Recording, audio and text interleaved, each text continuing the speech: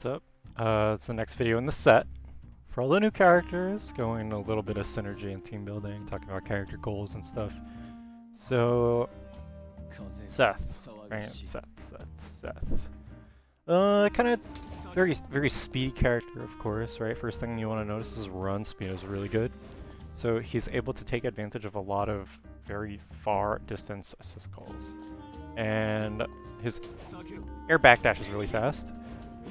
Forward dash is not really, but his air normals are pretty tiny, right? He's got pretty tiny normals, he's got his little fastball. Little funny kind of a thing you could do with that. But overall, he's got his orb sets in neutral, right? So they kind of paved the way in neutral for him, but ultimately when you think about all these little things, right, he doesn't really control space himself, right? So the orb sets you can actually hit, if I can show, right? And it prevents them from actually like shooting out. So same thing goes for EX orb, but you know, he can't really actively control a lot of this space, and he has a hard time kind of whiff punishing people who deal with a lot of these hard to attack orb placements. So that's kind of the job for his assists, to be able to exploit that space for him. You know, but you know, as far as like offense goes, he's pretty potent. He's got command throw super. You know, you can do some cute stuff.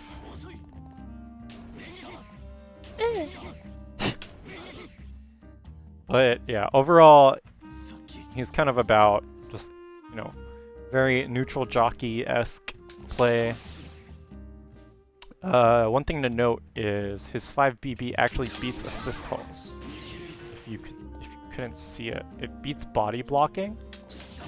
So this attack actually has a hitbox behind, which is a little odd, but it helps with the safety that he needs because he has such low life. But mainly, you know, helping him deal with punishing people who try to like beat orb sets is pretty important, and being able to exploit that. So the assist that I pick for him, obviously you can see I pick Seth Mai right now. The other ones that I think are really good are Batista and Narukami, right? And I want to say Batista and Narukami because their 5Ps have a substantial amount of block stun. And what's the other thing? Oh yeah, Batista 4P is like so good for helping him air to air because his air to air is kind of like lackluster. He doesn't really get like big confirms. This has a pretty decent amount of recovery, especially for, you know, how little life he has.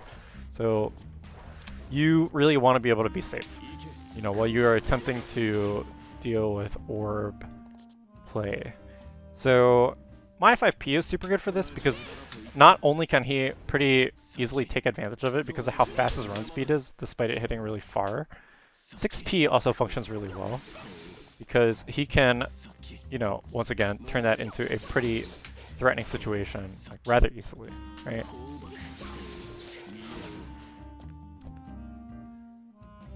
Ugh. So going into Mai, right, and how Mai uses his assists, kind of similar. This startup on this is really long, but they can also hit that one. But she has a much easier time covering these angles and stuff than he does, right? She doesn't really have to get off the ground. If she really wanted to deal with people like, you know, trying to mess with orb set,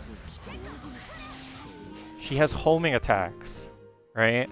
And you know, you get one homing attack backed up by another homing attack. You kind of got something going there, right? And she can actually take advantage of these pretty readily.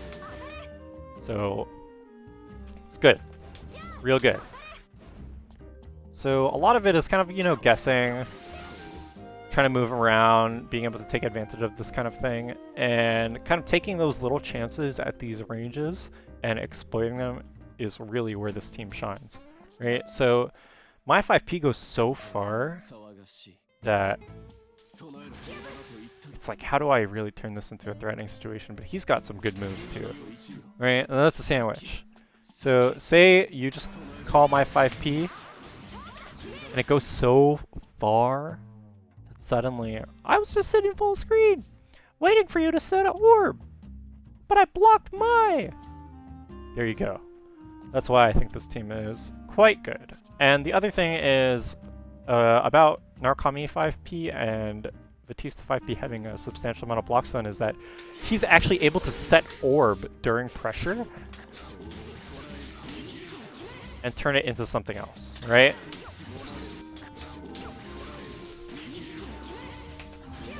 And my 5P goes so far that even if they push block it, you know, it'll still bring them in range. So I guess I'll just talk a little bit about like offense examples. His kind of offense with her is the kind of offense that like gets out of hand very quickly, right? So, oh, let's say I block this, right? So one thing is, it's very safe to push block, right? Her 5P is able to give him coverage in a lot of ways where, you know, she's still a threat, even if you get push blocked at a bad spot. But 5BB will deal with push block here, you know, whoop. Here, let's see what he got. So I'm doing a late push block here to deal with it. But imagine if they push block instantly, they have to take the cross up here, right? So let's block the cross up. Right? So it can get a little tricky. A lot of these things that you might push block, right, don't really matter, which is what you really want with this team. So that's something that Seth is really good at. His 5BB will be able to cover push block. His moves go horizontally very fast, even though they're like kind of slow. They don't really deal with space super well, and they can run into things. So you want to have an established advantage situation already set up for you, right? So like that. Just like that. It's that easy. So this team has very heavy cross-combo activation usage, but also you'll be calling a lot in neutral and not really like, you know, during your pressure. If you want to call during your pressure, or rather as an active call, right, you'll probably use orb sets and stuff like that. Or, let me just see how. You know, you don't have to take so many risks on your offense, but it can get very, very snowbally very fast. So, yeah. Anyway, onto the recordings that are prepared. You saw the first one. Kind of got like a really cutie mix. Oh. You know, you use stuff like that with the body push from my 5P. The next one. So I wanted to show a transition into offense, right? Look, I push block my, because I don't want to deal with the mix, but I still have to, right? And there's another time where push block becomes very easy to beat for Seth. See how that 5BV still hit even though I push blocked? It actually crossed me up because I did 5B change, right? And it still beat push block. So once again, a lot of the offense that you'll have with this team, just because of how quickly they move forward during their pressure, they'll be able to deal with push block a lot, right? Pretty recurring theme for offense right now.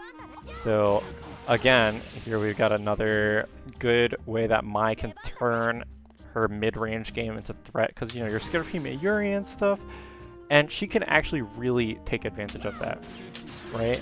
So a lot of what's nice about this recording is, oh whoops, it will still beat push block. Nice.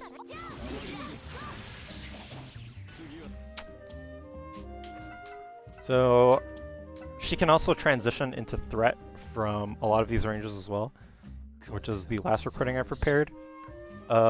Something that she kind of has a bit of difficulty doing, especially because a lot of assists don't really keep up with her super well. So this is plus, right? This is +3, I think? Maybe +2. Anyway, plus enough, right? So they're kind of more likely to respect there, but even if they don't, she can use this pretty well from neutral. So look at this like transition into offense from neutral. It's pretty clean, and it keeps her safe on a failed fuzzy attempt. Or, you know, maybe they could jump if they're Seth. You get a nice confirm there, but the main thing is being able to transition into offense very fast from just, whoops, from just doing something like this, right? Scary. It's just scary. You know, I want to respect it, but I could explode, right? She could do stuff like that to give you cross-ups at farther ranges. Well, obviously I don't know the timing for this, but the idea is there, and you know, you can almost always guarantee that you'll have some kind of advantage, even chasing push block, as long as you know the fireball is coming, right? And that's kind of a similar idea to Labris 6P that I talked about with Naoto Labris, where, you know, you can just commit to these moves that beat push block as soon as you know that the fireball is coming, because, you know, you'll get back in, and if they happen to push block, or if they don't, cool, I don't really care, I still have frame advantage here. So you can try to disrespect me all you want, but it's just inherently very solid, right? So that's one thing I really like about this team. I think the neutral works out very well just because of how Mai can play around the fireball, which I think is very important for characters. So Batista does a great job of just, you know, chucking projectiles, and then the fireball can pave way for her in neutral. Narukami can play, you know, a bit more of a standard, like, neutral game than Mai. Mai is more about, like, space control and stuff like that, or she can just be out. She's got homing projectiles to deal with it. She can really take advantage of those scenarios where, you know, you block the fireball. Like, blocked it? You blocked it, bro? Well, I was supposed to do 5 AA change there, but there we go. Anyway, yeah, Seth is just tricky, I want to say. Tricky, very potent offense. And of course, Mai has a great DP for dealing with fireball as well. Not to hit with. You want to use it as a cross-up or an air unblockable, and then the fireball will keep you safe. Because it doesn't have a ton of recovery, right? So, yeah, those are just a couple ideas that you want to keep in mind for using Seth. You know, just being able to turn these scenarios where you get your pressure into orb set, and you can really take advantage of that kind of thing. I think the biggest boon for him, though, is just being able to convert these neutral spaces into offense very, very quickly, like almost seamlessly. So, and obviously once you get your offense started, the more potent it is against push block, the more likely it is to succeed. So I think this team is kind of like the way to go for him. And obviously he gives Mai a pretty good threat at mid-range, a lot of ranges. And again, a lot of her forward-moving offense is going to be safe on pressure. So, yeah, that's about it for my recommendation for Seth. He's kind of very tricky. You don't want to play him too risky. So playing these low commit assist call games where you have a like almost full screen 5P is like the way to go. So yeah, that's about it for him. Next one, exciting, Heart. But yeah, thanks for watching. I hope you enjoyed the music. Peace.